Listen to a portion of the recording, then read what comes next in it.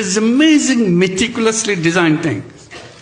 It's not just suddenly came, it's not like that. Very well designed. জুলাইয়ে meticulous ডিজাইনে পরিকল্পিত শিশু হত্যার চিত্র দেখে রাজপথে সরব হয়েছিল মিডিয়া জগতের অনেক পরিচিত নামি দামি মুখ।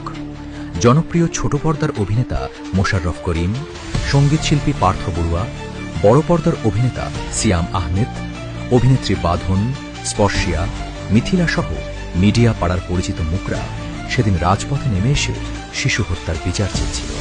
মোশাররফ করিমের ভাষ্য ছিল, ফেসবুকে বিগত কয়েকদিন ধরে জুলাই আন্দোলনের শিশু হত্যার চিত্র দেখতে দেখতে তিনি ক্লান্ত, তাই তিনি রাজপথে নেমে এসেছেন শিশু হত্যার বিচার চাইতে।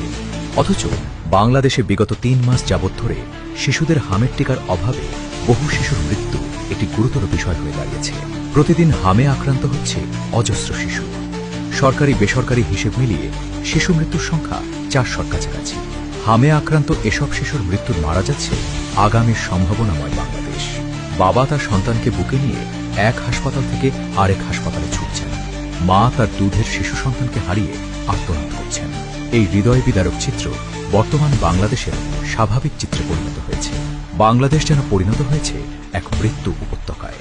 অথচ এই শিশুদের মৃত্যু নিয়ে নীরব মিডিয়া পাড়ার সেসব পরিচিত মুখ যারা জুলাইয়ে সরব ছিল, এখন হামে আক্রান্ত শিশুর মৃত্যু দেখতে মোশাররফ করিমের ক্লান্তি আসে না।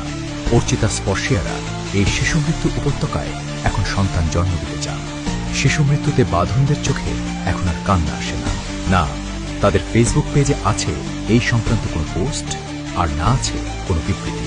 তবে কি তাদের কাছে মানবতা সিলেক্টিভ? যদি সিলেক্টিভ মানবতা না হয়, তবে শিশুদের এমন পরিকল্পিত নির্মম মৃত্যুর জন্য কেন অভিনেতারা সরব হবেন না? অথচ ইউনেস্কো এবং WHO দ্বারা বিভিন্ন বিবৃতিতে বলা হয়েছে, বাংলাদেশের হামের টিকা সংকটে শিশু মারা যাওয়ার ঘটনা কোনো সাধারণ ঘটনা নয়, বরং এটি পরিকল্পিত হত্যা।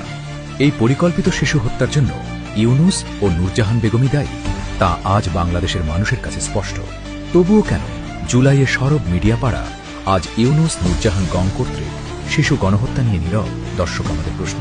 তবে কি এসব অভিনেতা অভিনেত্রীরাও ডলারের কাছে বিক্রি হয়েছিল, নাকি ইউনুসের তৈরি ম্যাটিকুলাস ডিজাইনের অন্যতম সহযোগী ছিল?